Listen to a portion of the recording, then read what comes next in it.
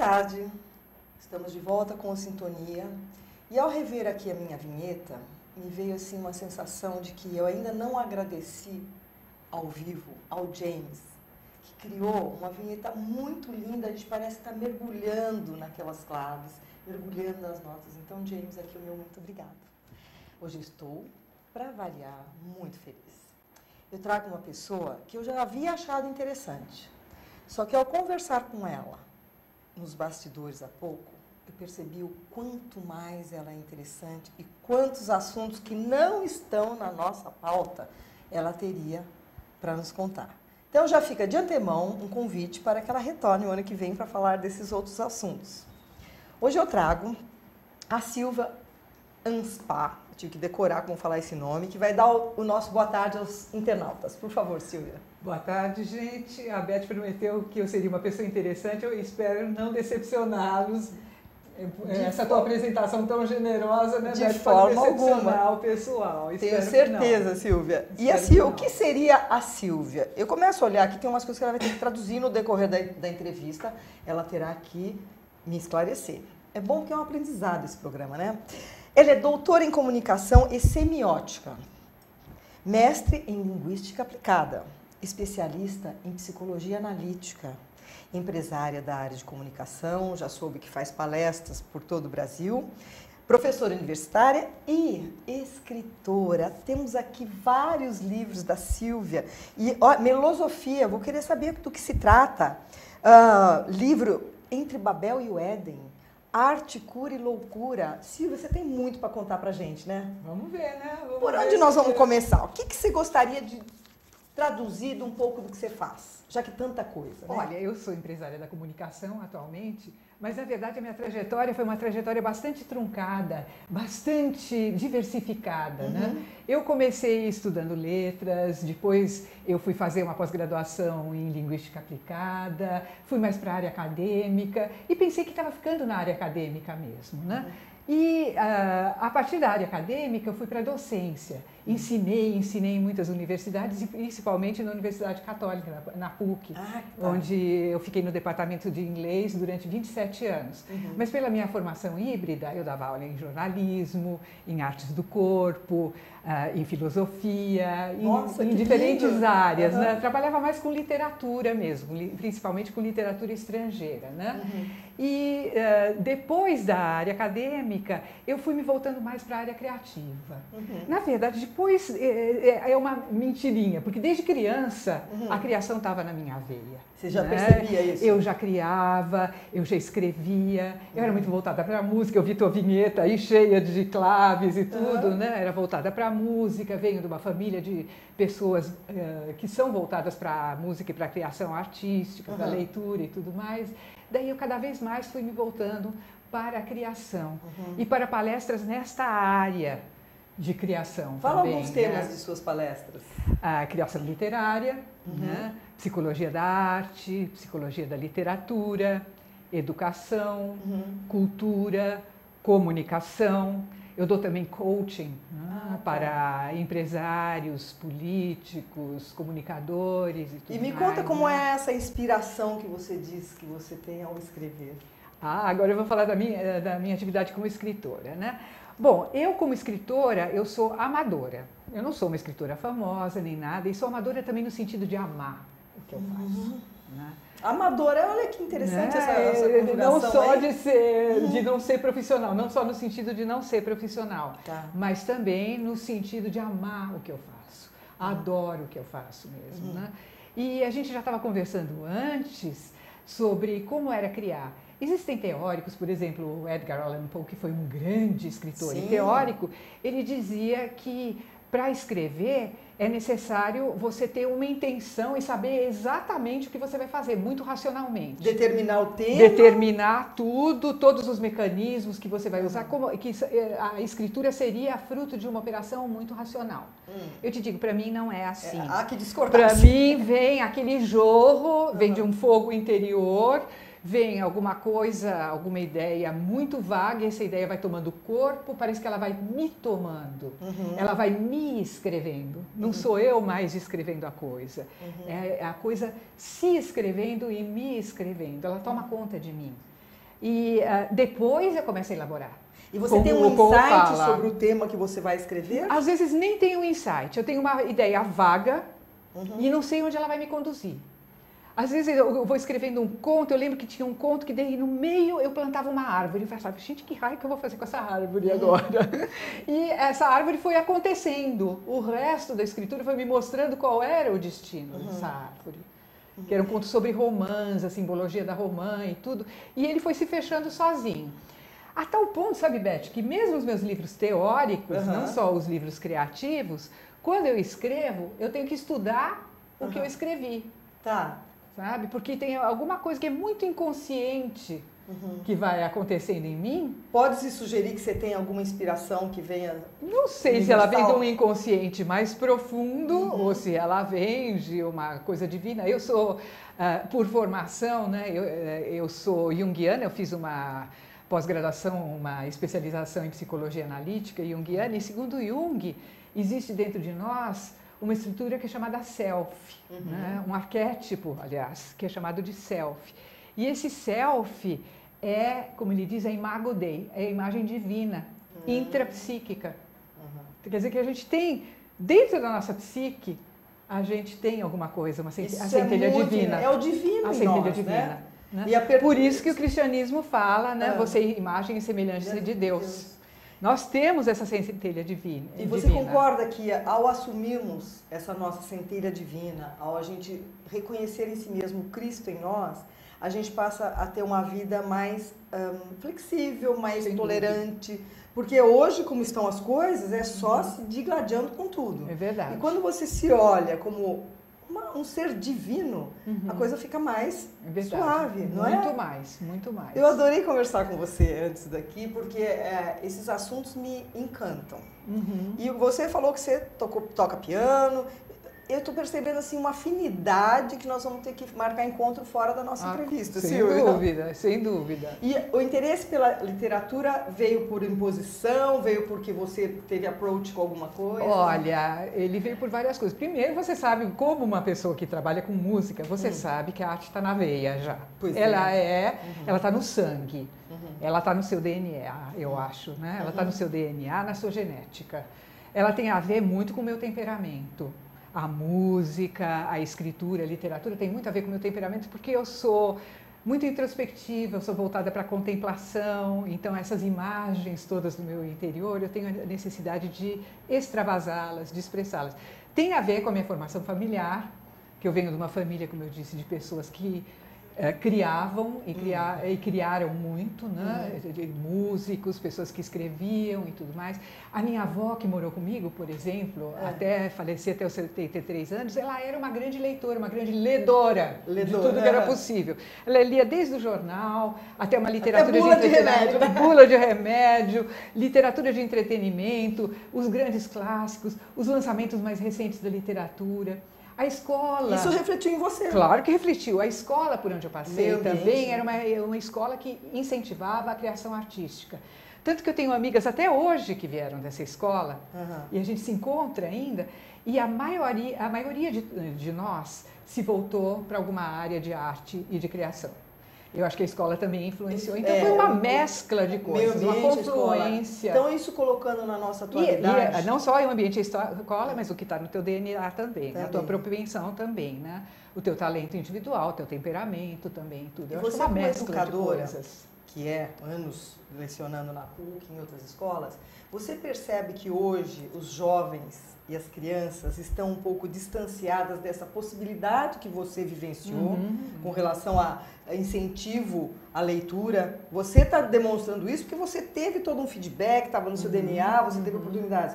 A criançada de hoje está mal escrevendo, ler livros, até ler, né? Naquele iBook, que para mim, o iBook me exaspera, porque eu gosto de anotar, dobrar, voltar.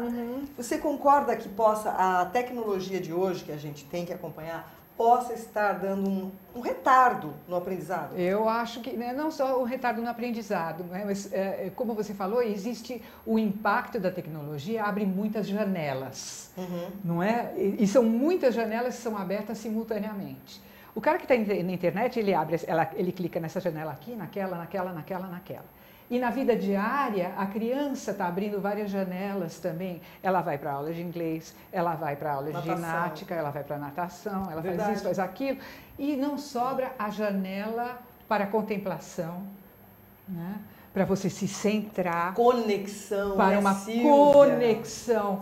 E a arte, a literatura, a música, você que trabalha com música, eu que trabalho com literatura, toco piano também e tudo. Ela é uma forma de conexão, conexão consigo, né, com a gente mesmo, conexão com o outro, conexão com a ordem cósmica, conexão com o espírito. E é uma parada no tempo, né? Porque essa garotada, como você falou, ela está abrindo esse monte de janela, fazendo um monte de coisa e está vivendo a necessidade de atingir inúmeras metas ao mesmo tempo e não há como ter tempo. E ela vai ao ser mesmo cobrada, tempo, né? mas ela não tem tempo, tempo com letra maiúscula, tempo para respirar. E no futuro ela será cobrada porque ela não vai conseguir escrever um texto com harmonia, com conexão. Ela não vai conseguir falar adequadamente porque... E ela não vai ter equilíbrio. Porque você não liga mais para falar com o amigo, você acaba só digitando e esperando a resposta. Isso é lamentável. Não vai ter equilíbrio. Mundo, né? Não vai ter equilíbrio, porque você está sendo levada pela onda. Você vai sendo levado.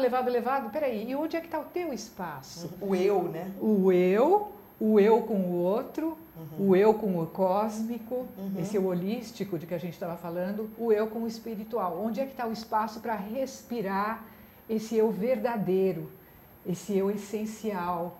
Onde é que está a intimidade? Você não tem intimidade mais com você mesmo. Isso é muito triste. É verdade. Você não tem mais intimidade consigo mesmo. Eu estou gostando dessa mensagem que eu gostaria de reiterar aqui para as mães, pais.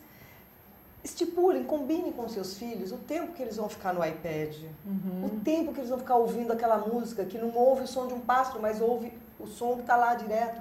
Porque isso, daqui uns anos, vocês vão cobrar desses seus filhos, não é mesmo? Verdade. Me conta, o que significa para você literatura e paixão?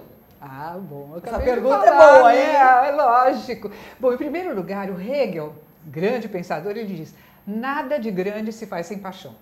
Eu digo, nada de pequeno também se faz sem paixão. Que lindo, né? É verdade. Paixão, na verdade, não é só esse sentimento infantil, atabalhoado, que te leva a fazer besteira, né? Paixão é uma iluminação também, né?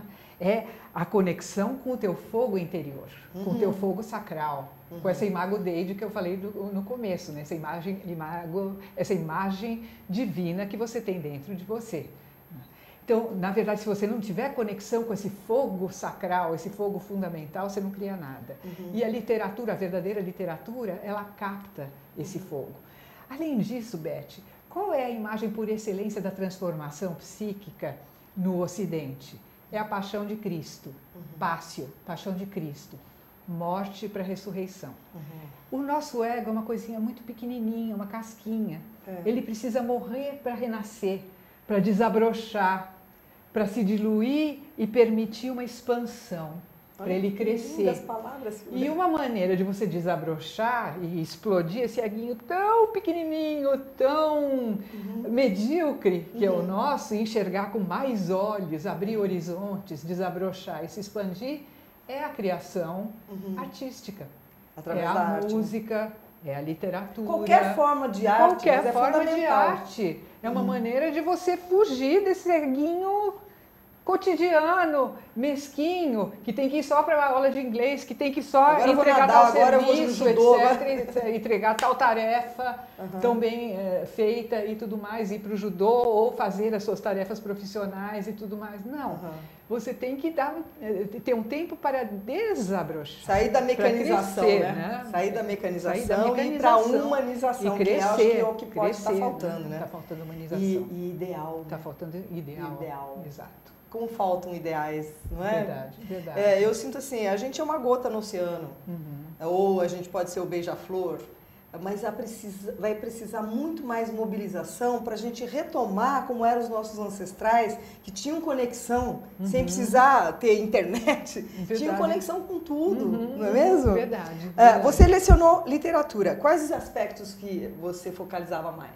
Bom, se a literatura e a criação literária e a criação artística são tão abrangentes, elas abrem tantos horizontes, como eu estava falando, é impossível a gente reduzir qualquer fenômeno literário a um único aspecto, né?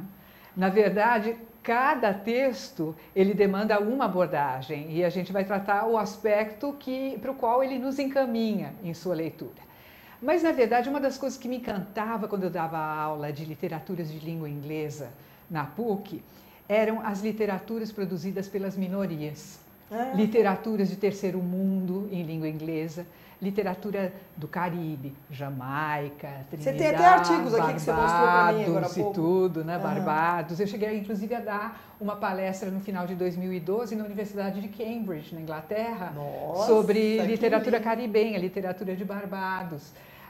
Trabalhei com literatura africana, em língua inglesa, literatura indiana em língua inglesa também. E qual seria o interesse que os alunos demonstravam por esse seu trabalho? Se conseguia captar a atenção e a intenção deles? Muito, porque a gente estudava não apenas a literatura, os recursos literários abrangidos pelo texto, mas estudava aquelas culturas também, né? E alargava a percepção do nosso universo cultural.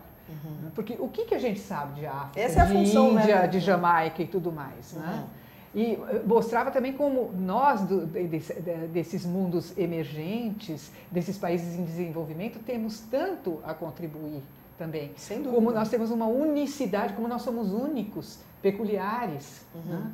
Como cada um tem uma linguagem tão própria, um universo tão incrível de possibilidades, de mitos, de ritos, de histórias e tudo mais. Eu vou fazer questão de um dia que você me convide para uma palestra sua, porque deve ser encantador. Trabalhei muito com literatura, quando eu dava aula de literatura americana, por exemplo, norte-americana, trabalhei com literatura afro-americana, a literatura produzida pelos negros americanos, judaico-americana, contemporânea também, tudo. Então, e tem algum fato que você teve conhecimento através desse estudo, alguma coisa que você poderia nos contar?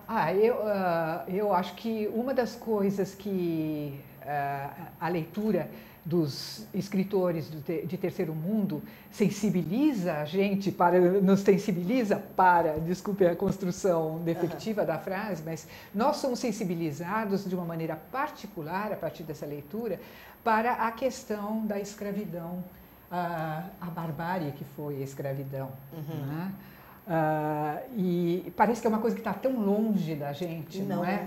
E não está. Não está. E ela tem consequências ainda hoje na integração e na dificuldade de integração desses povos que foram sistematicamente escravizados, por exemplo, né? A dificuldade que eles têm ainda de se integrarem ao nosso sistema produtivo, ao nosso sistema social. Eles têm naturalmente um complexo de inferioridade, ou é impressão minha? Eu acho que a culpa é mais da nossa sociedade. A nossa sociedade que tem um complexo de superioridade. Né? Não é eu tanto acho que ainda tem uma certa rejeição, né? Uma certa dificuldade em aceitar, em acatar essas pessoas que foram escravizadas e excluídas por tanto tempo. Né? Por exemplo, nas novelas hoje começam a aparecer afrodescendentes, começam a aparecer negros em posições melhores. Papel melhor. Mas na nossa sociedade diária, quantas dessas pessoas a gente vê em cargos de diretoria? Quantos médicos negros você teve? Verdade. A quantos dentistas negros você foi? Quantos tenistas você viu negros? Né? Então, a nossa sociedade ela é muito injusta e muito excludente.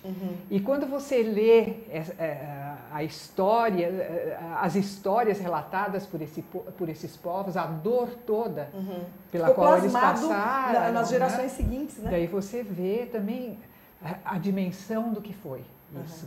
Os horrores todos. Silvia, e você acha que o sistema de cotas que está aprovado aqui no Brasil para as faculdades vai resolver alguma coisa? Se vai resolver, eu não sei. Ajuda, mas é uma maneira, eu vejo como uma maneira de tentar compensar, sem dúvida, né? De tentar compensar erros históricos que foram cometidos. Mas não é... Agora, é um problema, né, também, né, Beth? Porque é difícil só os negros têm cotas? Você solucionar o passado fica muito difícil. Né? É uma maneira de tentar compensar. Mas, por outro lado, há quem diga também que é uma outra forma de discriminação. Então, eu né? sinto como discriminação. Como uma outra forma de discriminação. Porque o índio pode falar, mas eu também quero também, o pardo, o amarelo, então isso criou, mas eu acho que, de fato, uma discriminação. Eu concordo que são formas de... Qualquer forma de discriminação, ela é negativa. Qualquer forma de discriminação é negativa. Mas que a gente tem que pensar em mecanismos de compensação, eu vejo que a gente tem que compensar. E o ensino de literatura é uma dessas maneiras, a conscientização. Já tem lugares no Brasil que eles estão incentivando as crianças mais pobres a terem a sua própria biblioteca na escola, porque precisa que a criança leia. Isso, e para conscientizar sobre esses problemas que eu estou colocando agora. Se você se conscientiza, você também consegue gerar uma sociedade mais justa, mais equalitária. Não é? No sentido das cotas, só para encerrar esse assunto, eu sinto assim, ao invés de cotas, por que não conseguem, desde o início da pré-infância, já dar condições melhores para as crianças do nosso Brasil, que para mim o futuro de qualquer nação é cuidar das crianças. Isso. E as crianças de baixa renda, são negras ou não, que elas tivessem um suporte de alimentação, de boa educação, para que chegasse no futuro e elas tivessem o mesmo grau de competitividade que o branco. E aí eu volto àquilo que você tinha me perguntado, qual é a tarefa da educação. Eu, como educadora,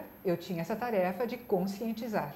E a literatura é uma forma de te levar a essa conscientização também. Você conhecer o drama das outras raças, dos outros povos, é uma forma de conscientização, né? De levar uma conscientização. Você sente essa sua atividade como uma missão? Ah, claro, é uma das minhas missões. Quais são as outras? Conta pra nós. Sei lá, é aquele que está em cima que determina, né? Mas eu acho que uma delas é essa, né? É uma tarefa missionária mesmo. A educação, a conscientização é uma tarefa missionária mesmo. Então, nós vamos agora ter o nosso intervalo e eu vou oferecer uma música, uma composição minha, que chama-se Por Testemunha. E, infelizmente, por esquecimento, eu não trouxe, eu queria te dar um CD. Já que você escreve tanto, eu acabei também escrevendo as letras das minhas músicas. Eu tenho um CD inteirinho autoral, a produção aí na saída, vamos dar um CD aqui para jovem. Ela chama-se Por Testemunha. E a letra, como eu lhe disse há pouco, eu percebo assim que não veio sozinha, viu? Eu recebi uma inspiração lá de cima. Vamos lá. Pena que hoje eu não posso.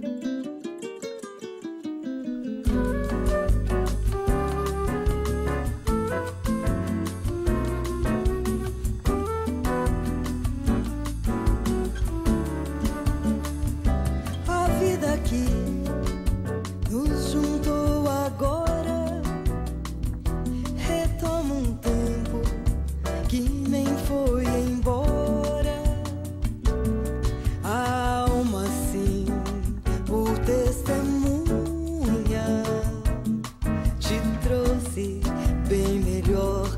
Que eu supunha e foi juntando todos os detalhes, deixando aos poucos que o tempo fale. Reuni bem todos nossos passos, mantidos no calor dos teus abraços, na emoção que se encerrava num dia passado exatamente como eu queria, com os olhos molhados das lágrimas caídas, me acalentavas enquanto as contavas, voltando ao mundo sem que o tempo pare,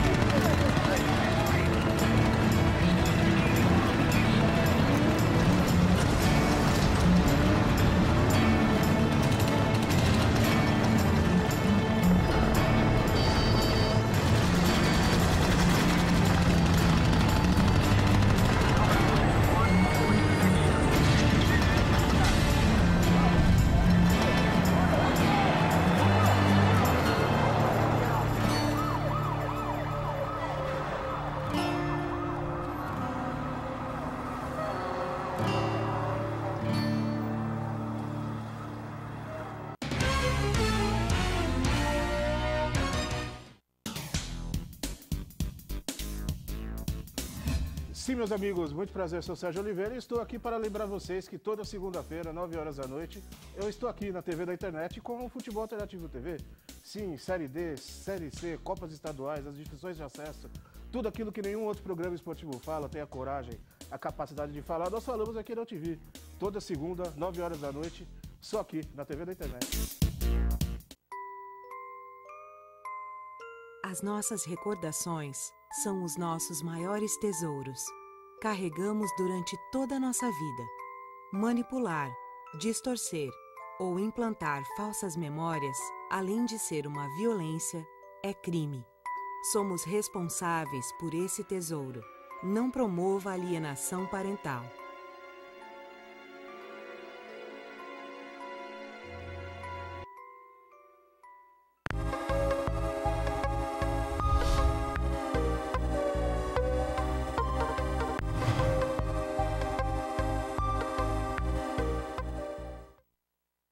Tudo tem a ver com alguma coisa.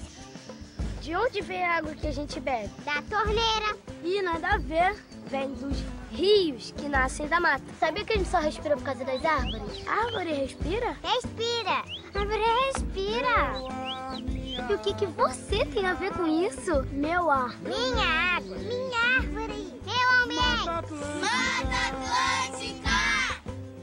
SOS Mata Atlântica. Mais 25 anos.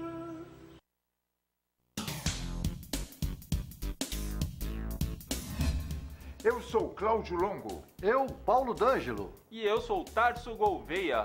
Nós apresentamos todas as terças-feiras, às 9 da noite, aqui na altv.com.br, o Família Palestra TV, um programa esportivo onde você sabe de tudo sobre o Palmeiras, aqui na TV da internet.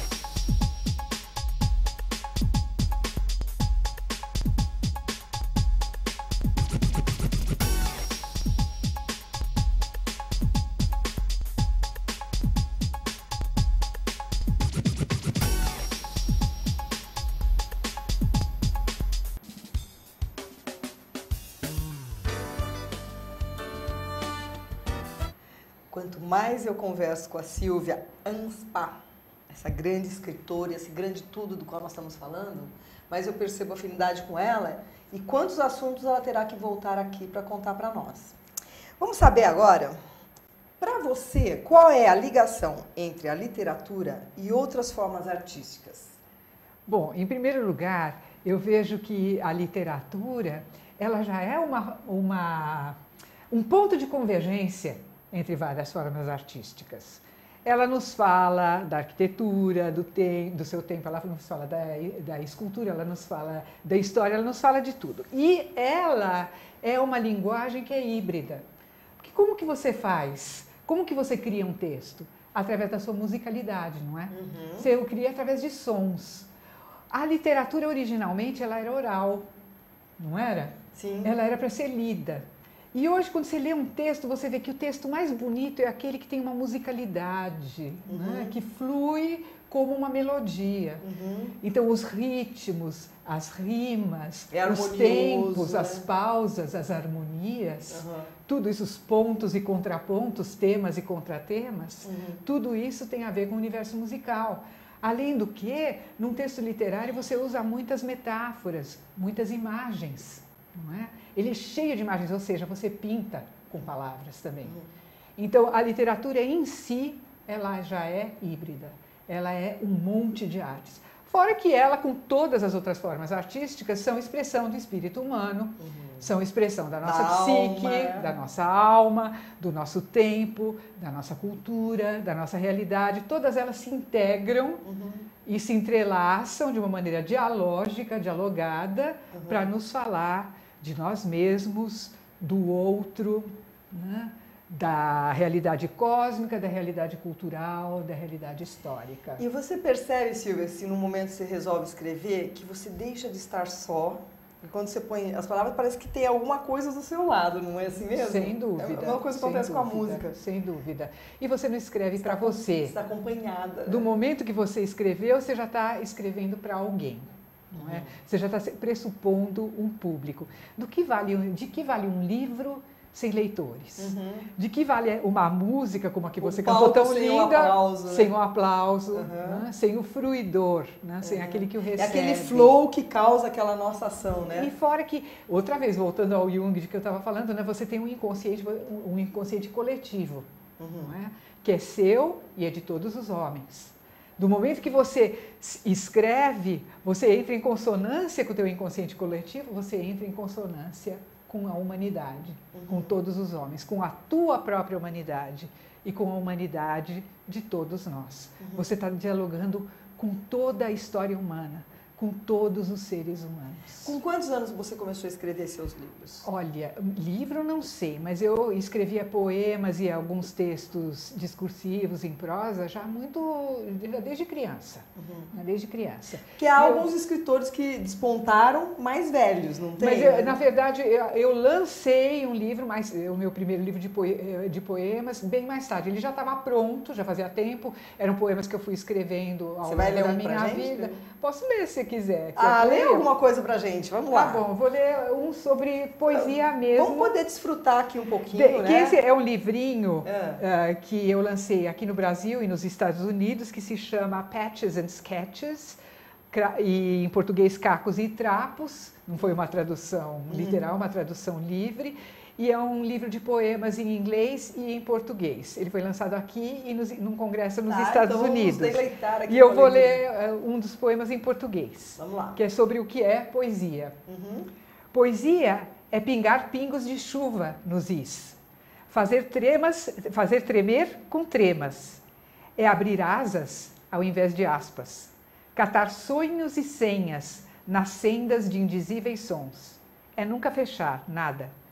É sempre desfalcar os dicionários, suspender leis, surpreender sentidos. É insensar os signos, com ou sem insensatos significados. Poesia não é nada disso. Este poema é o aquém, de um sempre teimoso além. Nossa, gente... Obrigada. É o poema de uma amadora, né? Maravilhoso, eu estou aqui, deu um nó na garganta, porque... É impressionante, rico, muito rico. Obrigado por essa oportunidade que você está tendo. Inclusive, eu queria fazer aqui um comentário. A nossa internauta Maria Lúcia Cunali, ela escreve os poemas, ela escreve algumas coisas. Você vai adorar essa entrevista. Faz favor, fazer contato com essa moça aqui. Vamos, Maria Lúcia, nossa, quero te conhecer. Maria Lúcia? Maria Lúcia, ela é de Piracicaba. E eu vou pedir para ela mandar alguns poemas para vocês trocarem algumas ideias. E ela, eu a conheço há anos e ela nunca me contou que escrevia. Imagina, se pode. Só que o nome Lúcia vem de luz, né? Luz. Tá aí, registrado, hein, Lúcia?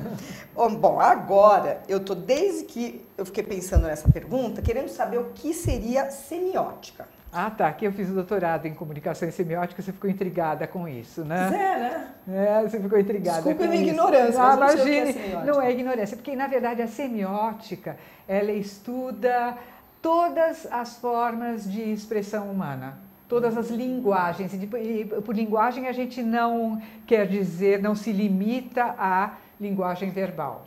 Então, é linguagem gestual, por exemplo, a linguagem do vestuário.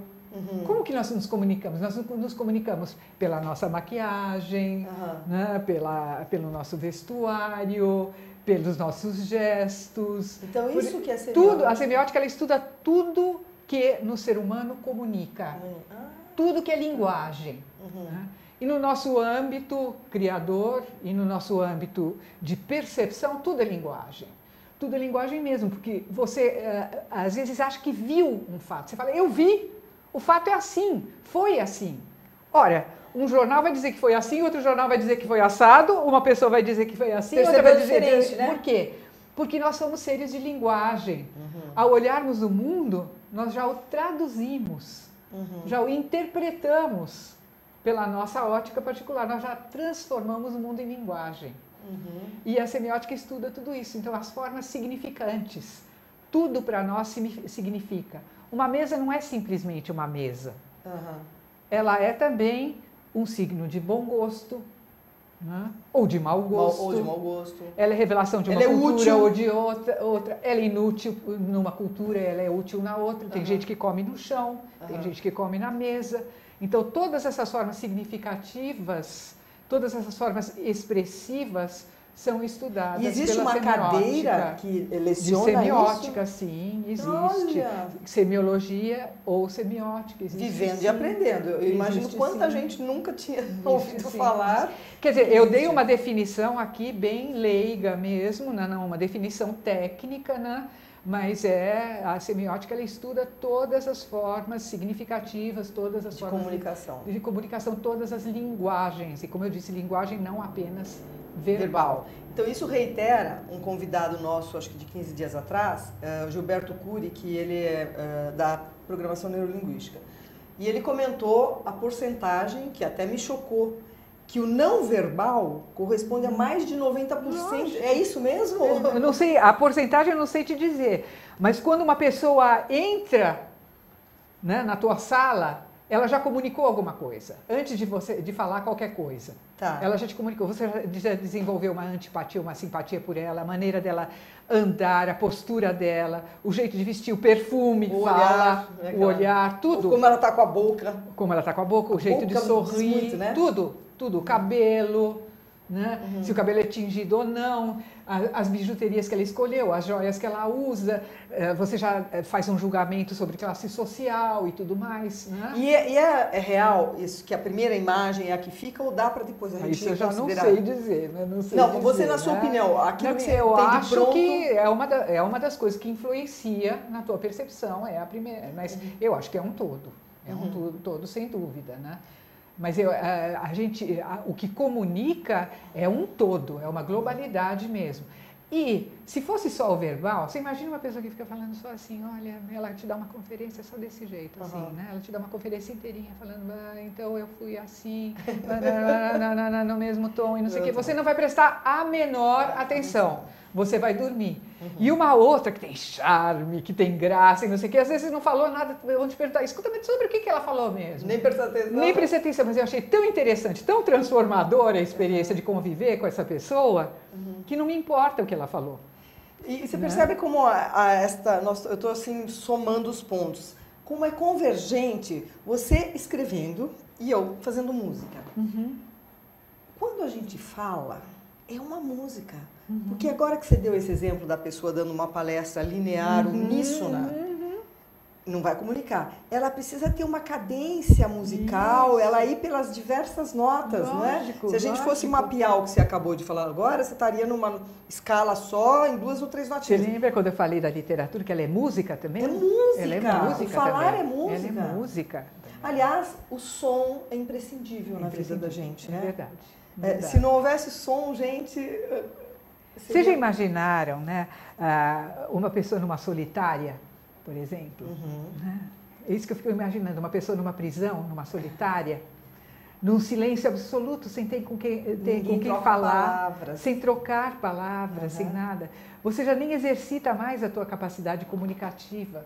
Por isso que é outra coisa que precisava melhorar nesse Nem Brasil, a tua aparência mais, porque não existe o outro para você né? melhorar a sua aparência para se ver como o outro, não tem o espelho. É aquele mundo reflexo. que a gente deseja tanto que se modifique, né? Você atua ainda na área da psicologia analítica? Eu nunca atuei na área de psicologia analítica, né? Eu fiz uma formação como psicanalista clínica também e tenho uma especialização em psicologia analítica e fiz uma formação também como em terapia holística também. Né? Tá. Eu também tenho, mas eu exerci a função de psicanalista por pouco tempo. Na verdade, a minha conexão com a psicologia, com a analítica e com a psicanálise é mais para a compreensão dos fenômenos comunicativos, para a minha atividade de coaching, para a minha atividade. Que também você faz. Eu faço também, né? As palestras que eu dou. Eu dou palestras para executivos, para políticos, para comunicadores e tudo mais, e para compreender melhor aquilo de que eles necessitam e para dar uma formação melhor para todos eles, né? Uma formação mais adequada às necessidades deles, é necessário conhecer também os aspectos psicológicos, né, que norteiam a comunicação, né, que informam a comunicação. E eu estou vendo aqui, existe uma diferença entre a psicologia analítica e a convencional? Não, psicologia, aí que está, a psicologia analítica é a psicologia junguiana, do que nós estamos falando aqui, é a psicologia que segue os parâmetros de Carl Gustav Jung. Isso daria uma outra entrevista, daria um curso gigantesco. Pelo tanto que eu ouço pessoas citar Jung, Freud foi o pai da psicanase. O Jung também teve um grande papel, né? Ele foi o discípulo mais brilhante de Freud, que Freud escolheu para disseminar suas ideias, mas a um certo ponto os dois divergiram, né, por uma série de razões. E então ele desenvolveu o seu próprio sistema, visto, é mais estudiosa sempre, de Jung, não? Sim, mas sempre se sentindo tributário de Freud, né? Sempre não esquecendo nunca do criador, rejeitando né? o seu criador. E o que seria, Silvia, que você comentou agora há pouco, terapia holística? Bom, na verdade, essa não é bem a minha praia, né? Eu fiz brevemente uma qualificação como terapeuta holística, mas a terapia holística é uma terapia que vê o ser humano como um ólon, ou seja, como uma totalidade. Ólon, como é que escreve? Ólon, com H. H-O? Como uma totalidade, como um todo, e como parte de um todo. Né? Então, é uma terapia que seria integrativa. Né? Que deve ser o e ser é mais ligada ao etérico? Ou não necessariamente? Não necessariamente, necessariamente. Né? Mas ela vê o ser humano como um todo e como uma entidade orgânica que faz parte de um outro todo, que é o todo cósmico mesmo. Né? É o todo cósmico. Eu queria, nós estamos quase terminando o nosso programa, você tem algum outro conto que você pudesse ler pra gente? Conto seria, acho que um pouco longo, né? Você gostaria que eu lesse algum conto? Não, eu gostei Quanto tanto tempo do nós seu... temos? Não, um poema. Lê um outro poema, porque eu gostei outro tanto poema? do seu poema. Tá, tem aqui um poema que eu acabei de publicar num blog em Portugal, acabou de ser publicado num blog em Portugal. Eles me pediram uma contribuição para o blog que chama Flor de Esperança, e que fazia anos, eu acho que se não me engano fazia 16 anos. Né? É um portal, que eu não me lembro o nome exatamente, é portal CEN, C-E-N, se vocês procurarem na internet. Então, como era para o portal Flor de Esperança e eles estavam fazendo anos, eu escrevi um poema chamado Quando a Esperança Faz Anos. Ah, que lindo! Quando então, a Esperança Faz Anos. A Silvia, que está enriquecendo o nosso programa, eu já fiquei emocionada mais de uma vez. Vamos lá, e como Silvia. eu passei dos 25 anos, eu vou te pedir licença para pôr os óculos para ler, perfeitamente. Certo? Vamos lá. Quando a Esperança Faz Anos. Quando a esperança faz anos, o sol nasce mais cedo, se põe mais tarde. O mundo rejuvenesce. O coração arde. O céu veste azuis jamais pintados. A vida desvela eventos não flagrados. Os sonhos e delírios são dourados. Os meios são benditos. Os fins, infinitos. As guerras deflagradas, abortadas. As sagas e histórias encantadas. As lendas e verdades decantadas. As musas e medusas são cantadas. A esperança não tem limite nem fronteira. Ela é a paixão e a bendição, quando beira a loucura mais inocente e pura. Insana saúde e vivaz doçura. O aniversário da esperança é certeza do futuro. Redenção e elevação da humanidade. Festa e homenagem à eternidade.